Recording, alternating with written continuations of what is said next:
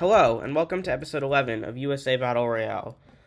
We are getting close to the end of the series. There are not very many states that I would still consider to be weak, and most of those states are in alliances. So Alaska and Michigan had better watch out. That's all I'm saying. I, of course, have very little control over what actually happens in the series, but yeah, let's get right into it. Alaska will be uniting east. So, in a surprising turn of events, Alaska will come to Washington with a proposal. And obviously, they're not just doing this for no reason. They are really upset about having lost their panhandle in the last episode. And they figure they have a pretty ingenious way to solve this problem of not having their panhandle anymore. So they go to Washington and say, hey, we will voluntarily join a union with you if you just give us our panhandle back as like part of the union, because we'll obviously have some say within the union. We want the panhandle to be part of our part. And Washington surprisingly accepts that, which means that Alaska is now whole again. And Washington and Alaska have now united into a weird sort of super state. Wisconsin will be invading Northeast. So, what state is northeast of Wisconsin besides Michigan? And I think the justification for Wisconsin starting this war against Michigan is going to actually be pretty simple. Michigan didn't want to join their alliance. That's it. That's the reason. Michigan was looking to closen their relations with Ohio, West Virginia. They didn't want to join Wisconsin's alliance. Wisconsin was upset about that. They started invading into Michigan. And Michigan is really helpless to stop this. Colorado doesn't want to help out. Ohio, West Virginia wants to help out. And they, almost consider it. But then they remember Virginia and Maine are in an alliance with Wisconsin. And so they think again. And so Wisconsin is basically able to take the Upper Peninsula without very much resistance because Michigan is much more focused on the Lower Peninsula. And after a few failed naval invasions, Wisconsin and Michigan basically don't actually sign a peace treaty, but Wisconsin kind of unofficially annexes Michigan. So now Wisconsin and Michigan are not split up at all. They are each whole. And so this is what it'll end up actually looking like. Idaho will invade North. Idaho is kind of frustrated with what's been happening recently. Idaho and Colorado have beef that goes way back to the beginning of this series. They just have hated each other since then. I think they went into a war over it at the beginning of the series, and they have not liked each other since. And yet all the other members of the Teal Alliance were just so enthusiastic to let Colorado in, because now they would have a big guy to scare California back. And meanwhile, in the war that they were fighting against California, in which Idaho basically did more work than Oregon, Oregon was the only state to get anything out of it, which pissed Idaho off even more. They obviously don't really want to team up with California, but they've had unofficial talks going back and forth even while the war was going on. The talks didn't go anywhere until the war ended, but following the end of the war, while the other events of this video that have happened so far have been going on, which I think was just the Wisconsin thing, come to think of it, while the Wisconsin thing was going on, these states were becoming significantly more friendly with each other until Idaho decides, in a shocking move, to join California's alliance, leaving their own, and do what the event said, which is invading north, specifically into Montana. They don't want to invade into Washington. They think naively that the Teal Alliance won't fully take vengeance on them. But obviously they will, because the Teal Alliance, unlike the Pink Alliance, actually cares about each other. Washington will start invading into Idaho as well as Oregon, and Idaho was not really defending against here because they were putting basically all their troops into Montana. And so they basically have to stall their front in Montana to start fighting up against here, and they're not doing very well at it. And then Colorado comes in, and Idaho is basically screwed as Coloradan troops just absolutely start obliterating Idaho, pushing them all the way out of their territory. And because they know California was behind this, they argue about whether they should invade California. And in the end, they just end up demanding that California give up some of their own land, or else they'll be invaded. And California really doesn't want to do this, but Arizona basically says, I'm out if you don't do that. And California realizes that they, first of all, are diplomatically not in a good position, and second of all, should just accept that deal. So let's see what the peace treaty looks like. And this is the division of Idaho. I forgot Alaska is actually united with Washington, but they're much more separate than Ohio, West Virginia is, or even the other unions that have existed in the span of the series, like Nevada, Idaho, or New York, Maine. They're even less united than that. They're really only united on paper. They're kind of just two separate states still. But they're united on paper. Anyways, Washington got a bit of land. But basically, what I was going to be talking about before I just got sidetracked, talking about that union, is that there was debate among the alliance as to whether Idaho should be brought back and forced into the Teal Alliance. But they all basically ended up agreeing they can't trust Idaho anymore, so it doesn't really deserve to exist anymore. Virginia will be invading Northeast. The state to the northeast of Virginia is Maine, so I think I know what is going to happen here. Maine tries their hand at becoming independent from Virginia. Basically, their puppet government says, no more. We are our own thing and we can do whatever we want. And they're egged on by Ohio, West Virginia. And so it's no longer a puppet government. And immediately, Virginia starts their invasion into Maine to try and stop that. Meanwhile, Ohio, West Virginia starts invading into Maine as well. And Virginia is upset about this, but they don't really want to go to war with Ohio, West Virginia, so they let it happen. But anyway, they quickly take the southern coast of New England and start invading into western Massachusetts, while Ohio, West Virginia focuses on Vermont, as well as New Hampshire in the northern parts, which are extremely underpopulated, so that Ohio, West Virginia doesn't have to do any of the work, because they know that Virginia is going to do the work of capitulating Maine, and Ohio, West Virginia is just going to get to reap the rewards, which Virginia's upset about, but what are they going to be able to do about it?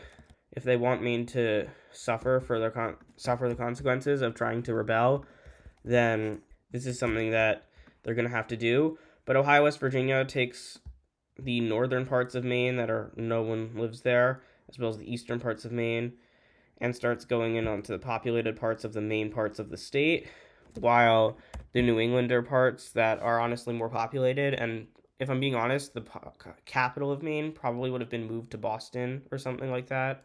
I just think that makes more sense. So Boston is almost taken, but defended fiercely, obviously. But then it is taken, and at this point, Maine will quickly start to collapse as Ohio, West Virginia takes some of the land and Virginia takes the rest. And once again, the two enemies will have to divide up a state amongst them, although I think Virginia will want to reinstate Maine more than Ohio, West Virginia will. Let's see what goes on here. And this is what the division looks like. Ohio, West Virginia was able to convince Virginia not to revive Maine by basically saying, didn't Maine betray you? And then they're like, oh yeah. And so they decided not to revive Maine. However, in exchange for that, Virginia really, and it seems really strange that they wanted this, they really wanted this piece of land right here. And Ohio, West Virginia was willing to give that up in exchange for more valuable land in Maine. But Virginia really wanted this piece of land for some reason. So Ohio, West Virginia just gave it to them as part of the peace treaty. This has got to be like the longest border in the world at this point, because the US-Canada border also doesn't exist. Texas is invading west. Texas has always got to be the member of their alliance, I think it is the Pink Alliance again, that just doesn't care what the rest of the alliance wants. And right now, they think that the Pink Alliance should probably be dealing with the Colorado problem. And the Pink Alliance is not wanting to deal with the Colorado problem. So Texas will trek on their own to try and fight the Colorado problem on their own, because they are the ones who have lost any land to Colorado. None of the other Pink Alliance members have. And so they will start sending troops on all of their border with Colorado, except in the north, where they literally could not care less about this land. And they are taking land from Colorado really quickly because it's the desert, and Colorado wasn't defending it very much because they were more focused on the west. Fortunately for them, the Pink Alliance doesn't really come to help them when Colorado starts invading into them from the north, the part that they weren't defending. Colorado makes sure not to invade into Ohio, West Virginia, just to be sure that they don't anger Ohio, West Virginia and get them in the war. And because of that, the invasion of Texas by Colorado is going very swimmingly. Colorado even manages to convince Mexico to let them invade here, like they did so long ago, because Mexico just doesn't like Texas. And then Mexico realizes they probably made a mistake and stops letting Colorado move their troops there, but it's too late because Mexico realizes Colorado might become too powerful. I mean, they're honestly not that much more powerful than Texas right now, but they do have the Teal Alliance with them, which is why they're winning so strongly. And if the Pink Alliance were willing to do literally anything against this, then it wouldn't be happening.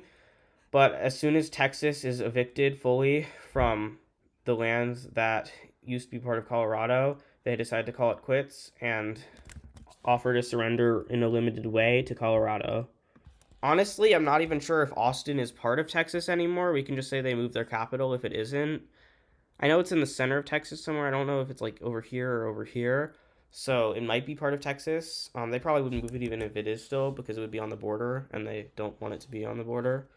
But Texas, following this, will just leave the Pink Alliance and will shortly thereafter join the Green Alliance because they've seen that the Pink Alliance isn't actually willing to help them, and the Green Alliance is happy to have more strong states since they only had two before. Ohio, West Virginia is now really feeling it because there are three members of the Pink Alliance and the other two are on the other side of the country. And I mean, there's barely any states left. I think we're getting close to the top 10. So the series is going to be over pretty soon. But Ohio, West Virginia is really starting to feel the heat because they have no allies. However, something that's good for them is that Michigan will join the Pink Alliance. So at least they've got one ally. Colorado will be invading Southwest. So the Teal Alliance's strategy of slowly but surely whittling down the Pink Alliance is really starting to work as Arizona is their next target. And straight in from Texas without even like disarming their troops or giving them a break, the troops are marched right back through Texas and New Mexico into Arizona, where they are invaded from this corner so that this front line can be as smooth as possible. And Arizona, basically, this is like a native reservation in the modern day, but by this point it's part of Arizona. But the area that used to be the native reservation is taken first. And at this point, Mexico has fully switched sides, allowing Arizona and California to move troops through them to get to Colorado. And so they take the city of El Paso, which has by now been Coloradan for a long time, and start a massive invasion over here because California at this point is fully on board with helping out Arizona. And once they do that, Oregon decides to take the chance to start invading into California. And they get to the front lines California had set up because California, of course, always makes a war plan. But Colorado is sending some troops west. Hawaii never gave up this port city that they had control over. Although officially they were supposed to withdraw, they just never did. And they've been there for 10 years now, and it's kind of just the de facto way of things. But Hawaii will now use this port city that they have to start invading into California. And California is just realizing that although they used to be the most powerful state in the country, they've since lost that title many times over, and the Bay Area is taken pretty easily. Arizona pretty quickly is getting invaded from the east, as Mexico is not helping Arizona as much as they would need to have these troops be adequately supplied, and so eventually they all decide to flee back into Mexico after not receiving orders from Arizona because Arizona had like partially forgotten about them. And Arizona is getting chased back into Arizona. And if this isn't bad enough, another front is started by Colorado invading into Nevada to try and get the Nevadan people to basically try to rise up. It doesn't really work, but they don't resist as harshly as the Arizonans do. Arizona has never seen their state invaded before, and just like that, they are a goner. California has LA finally being invaded for the first time, and they want to survive this war, and they know the only way to do so is to surrender. So that is exactly what they do. Okay, a lot of stuff interesting happened here. First of all, Colorado fully annexed Arizona. Bye-bye, Arizona. They also annexed a significant part of what used to be California. However, they actually gave Montana most of their territory back. That was basically to keep Montana loyal because they saw what happened with Idaho and they didn't want that to happen again. Same reason Oregon gave Washington a lot of their territory, including part of Portland. They took part of California from the north in exchange, and California actually keeps their old government, and their old government agrees to join the Teal Alliance, which the population didn't have any problems with because they didn't really care. So the Teal Alliance is basically the entire west of the is it in fact is the entire west of the country now, and the east of the country is still split into two alliances. So things are not looking good for the east. Let's do two more events and then we'll end the episode. Ohio, West Virginia will invade Northeast. I mean, I feel like the state that makes the most sense for them to invade is actually Michigan, who was part of their alliance. So I think since they're the only two members of the Pink Alliance, I think here's what I'm going to say. Ohio, West Virginia just straight up betrays Michigan. They see where the country is going. They see that the Pink Alliance isn't really working. Michigan obviously doesn't want to join the Green Alliance. They had asked Michigan to do that. But they basically go to Virginia. They make amends with Virginia. They had invaded Maine together and been decently cordial while doing so. The Virginian public and the Ohio and West Virginian public are not very happy with them reuniting because they'd hated each other for so long. But Texas and Wisconsin are very happy to have Ohio, West Virginia rejoining their alliance. And so, as one last requirement for joining the Green Alliance to show loyalty, Ohio must invade their former ally in Michigan. Michigan's the only member of the Pink Alliance, but I'm just going to keep them as pink. And to make a long story short, by the way, Wisconsin is not helping them just because this is a loyalty test. But to make a long story short, Michigan doesn't really stand a chance. They asked to surrender many times, but they're not allowed to accept a surrender. Ohio, West Virginia isn't if they want to join the Green Alliance. And they fully invade and annex Michigan into their territory in order to join the Green Alliance. Okay, last event of this video. Alaska, Washington is invading Northeast.